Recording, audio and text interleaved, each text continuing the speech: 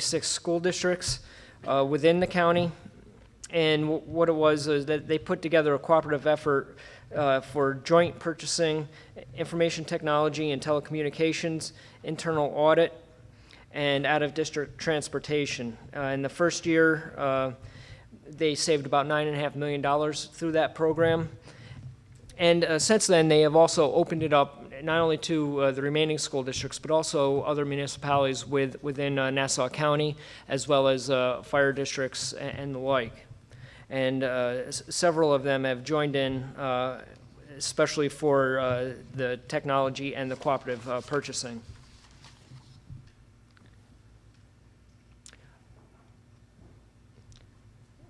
This next one actually had several phases to it. This is out in the Mohawk Valley. Originally, there were several school districts that had decreasing enrollment, and they looked at initially conducting a reorganization study, and that was the Ilion, Mohawk, Herkimer, and Frankfort Schuyler school districts. And as the study progressed, a couple of those districts essentially dropped out of the consolidation effort. But there are two of them, and it eventually did consolidate, and a new district that was formed between Ilion and Mohawk in 2013. Emergency services. This project was also a larger project, and they received a $1 million grant, and this was in Schenectady County, where they consolidated 5 PSAP or 911 call centers that were throughout the county into one call center located in Rotterdam, just outside of Schenectady. This project actually, this building actually just recently opened up, actually like about a week ago, and they now have all updated equipment. Everyone is under one roof. They have better response time, and there is projected savings throughout the county for this project.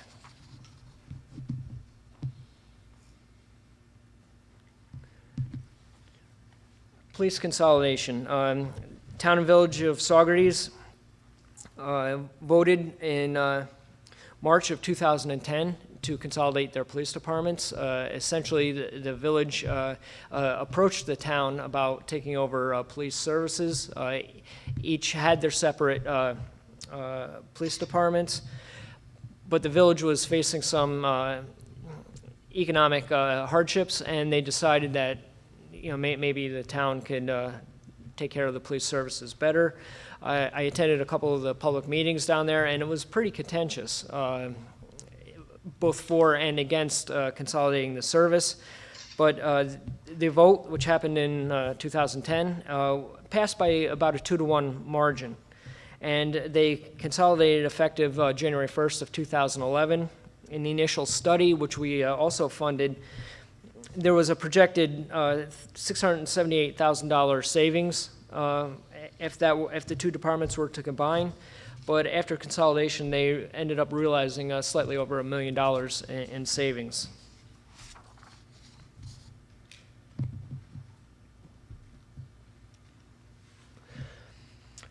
Fire service consolidation. This one is also oftentimes contentious. We have funded several studies and a couple of actual consolidations. One of the ones that we funded was Hamlin, Morton, and Walker Fire Districts, which is upstate.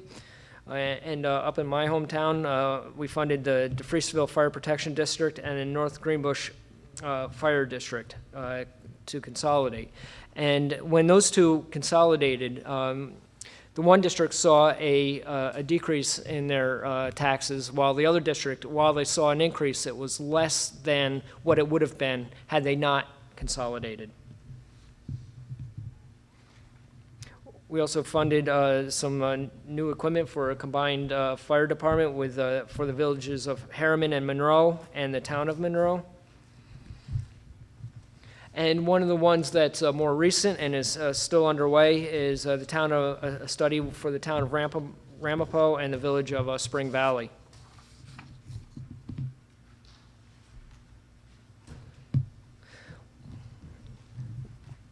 We have funded some wastewater service projects, both implementation and the studies involved. One of the implementation ones that we funded was for the Great Neck Water Pollution District and the village of Great Neck, and that's on Long Island. The combined district realized millions of dollars in cost savings, partially by constructing one plant rather than two, and also from consolidated administration and operating costs. There's a little bit of a typo on this one. Also for wastewater out in western part of the state, Erie County has completed 13 separate mergers, decreasing the duplication of efforts, and the total savings out there after 10 years is about $4.8 million, which is about 13.7% of their budget.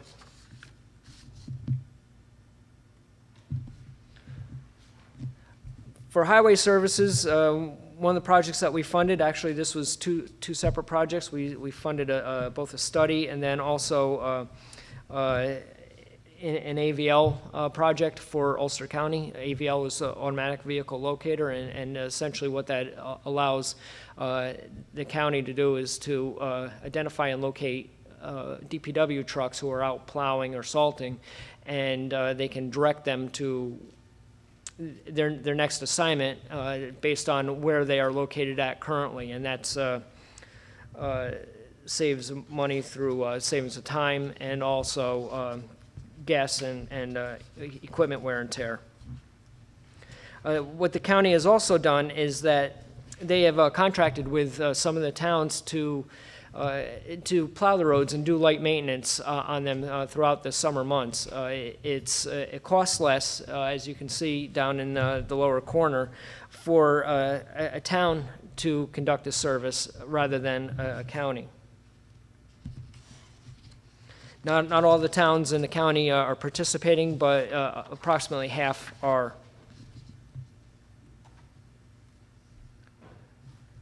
Another project in the southern tier, also involving Watkins Glen, this Schuyler County, the Watkins Glen School District, the town of Dix, and the village of Watkins Glen constructed a shared public works facility. Their previous facilities were inadequate. Both they were aging, they were not up to date, and a combined facility allows better cooperation, and you're only heating one building as opposed to four. And there were other savings involved there as well, where they can share specialized services or specialized equipment.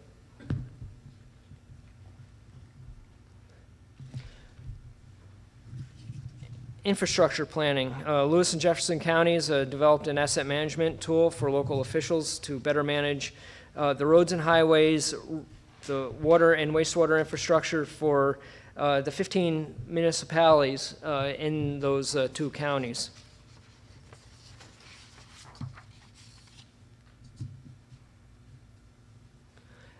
A water project out in Erie County. The Erie County Water Authority is consolidating 47 individual water districts, and that's expected to provide more than $2 million in annual savings.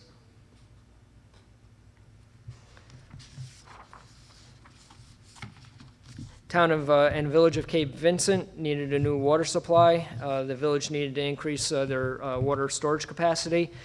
And through our program, they were able to build a shared water tank, and it's anticipated that they would save $1 million up front and approximately $200 per household in annual fees and costs.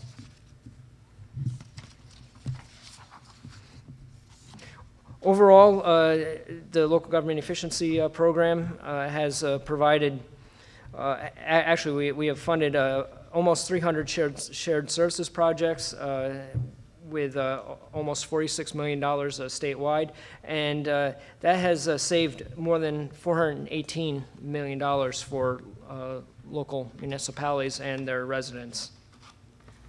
For more information on our program, you can check the Department of State's website, and our phone number is located up on the screen as well. Are there any examples here? Does anybody from a community where there are examples of some savings that have occurred that you might want to share with others? At all? I'd just like to say I live in Ossining, and the village of Ossining and the town of Ossining combined their courts. They were in the same building, but they combined their court system. I know there's savings. It's just started to work itself through, and I don't have anybody here from Ossining to tell me exactly what they were, but it seems to be working very well. Also, in the town of Ossining, they did a little different thing than you had described. They decided that they would contract with the county of Westchester, and the police that were in the town of Ossining became county police officers. And I know the town of Ossining has saved probably $600,000 to $800,000 a year with that contract. Any other examples just from that community? I know there are a lot of intermunicipal agreements that take place. And I've also heard about, I know we have some school people here, about BOCES in other areas where they have contracted through BOCES with some of the school districts to do back office work, check productions, and whatever else, and they have also saved money in addition to what you've described. So do we have any questions? Yes, come on up.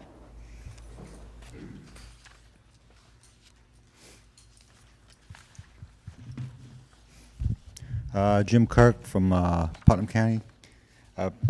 When you were going through your presentation, Mr. Ublacher, you did not include the consolidations that Sandy referred to, and I was wondering why that was. I mean, because the Ossining one, if I recall correctly, the police consolidation, that was initiated by a citizen of the town or village of Ossining, correct, Sandy? Wasn't that? Well, actually, I mean, there actually was a coordinated study between the village of Ossining, village of Briarcliff, and the town of Ossining at one point to try to determine, and I think you've all said this, it's trying to determine what's the best way to go. And you know, at that time, the town of Ossining, which I think is the lead on it, decided that when the county entered the arena, and they weren't there in the beginning, that was a better fix for them at that point. Yeah, but my point was, wasn't that originally initiated under Cuomo's original plan to with the voter participation referendums? There was never really a referendum on that because the police departments are just a department of government, and they can be dissolved. Just like actually the town of Cortland, with their police department, dissolved it. They did not dissolve the highway department because that was an elected official. Right. So they could not do that. They had to have a referendum to eliminate the position of elected official. It could be a little bit like the assessors. There's some assessors that are elected, there's some assessors that are not. Mm-hmm. So the ones that are not, you could eliminate, or receiver of taxes, same kind of thing. But if you wanted to merge between different communities, you couldn't have elected people in those positions. And anybody can correct me if I'm wrong, but you couldn't do that because there's an official election with that. And they will the contract, I think, is coming up again with the town of Ossining and the county, and they will reevaluate it, and whether they decide that for some reason they would prefer to go with the village of Ossining, you know, I don't know what they will do, but I think it's been a good working relationship with the county. The only point I was trying to get at is how many voter-initiated actions or consolidations have actually occurred in the 4 years since that law has been passed? Right now, I'm working with 2 villages that, in both cases, it was a voter-initiated consolidation effort, and both of those are in Washington County. Mm-hmm. But in my area, those are the first 2. And there is also one that we haven't gotten yet, but there's one that's been board initiated that will be coming down the pipe here shortly. And that one is Sullivan County.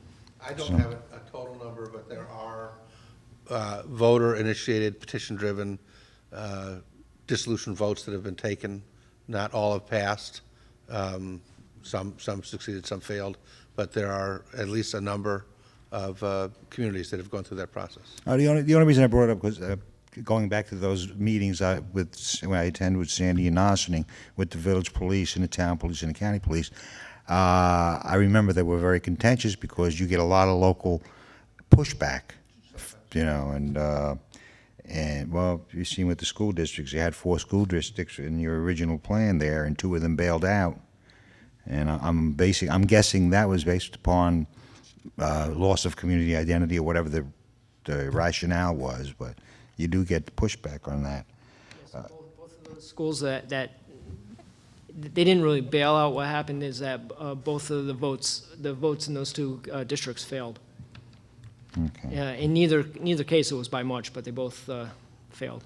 It makes a good point, though, about, our efforts to try to make sure that when local communities, either through citizen initiative or otherwise, go through this process, that they get information out to their citizens so that people can make an informed choice. So that's why we're there to offer those dissolution studies, funding for dissolution studies, because it is very important. People ultimately have to choose about where they want their communities to go. Do they want to maintain some unique identity, and perhaps at a cost, but that's America, all right? People get to decide. But we want to make sure they have the right information. So we work pretty hard to work with local officials to make sure that the citizen engagement process is one that's informing.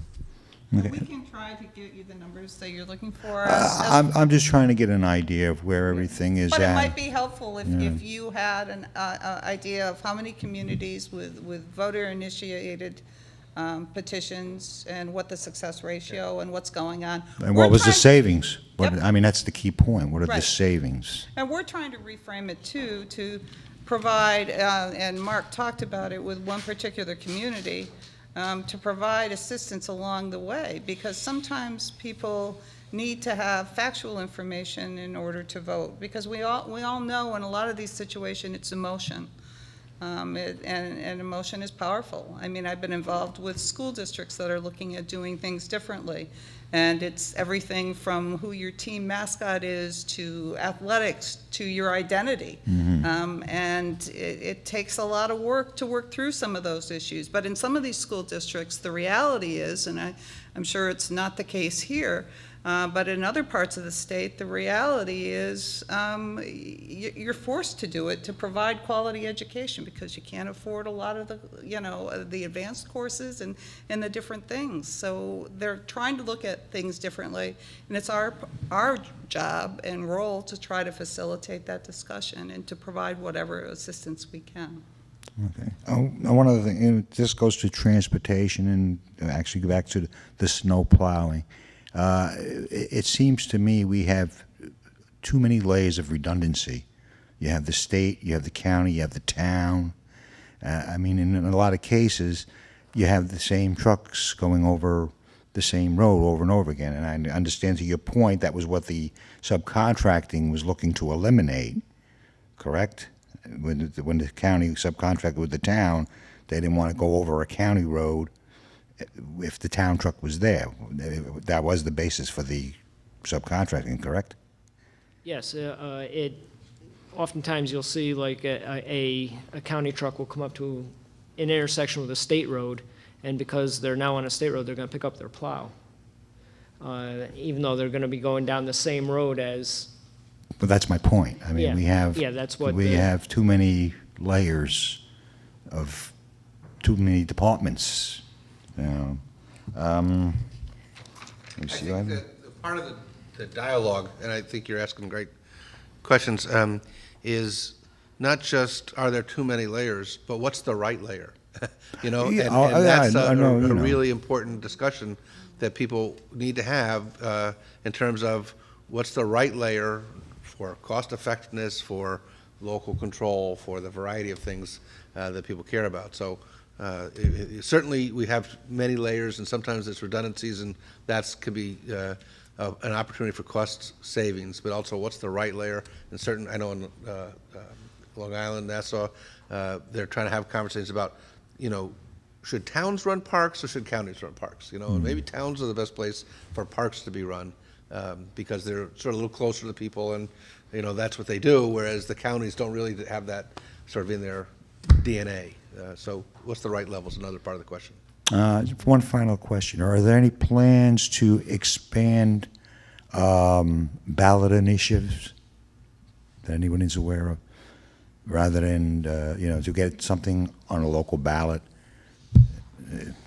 I think the only thing I had heard of, some of my colleagues, and I believe they're from Long Island, wanted to change the way the initiative works so that the public would have more information up front before there was a referendum or a petition or whatever, just to have more knowledge about what are the different plans that we have before us before we sign a petition or whatever. There was some interest in that, but nothing has happened. Okay. I mean, I can ask a million questions, but I'll But it stop leads now. to another question. It really needs to a question.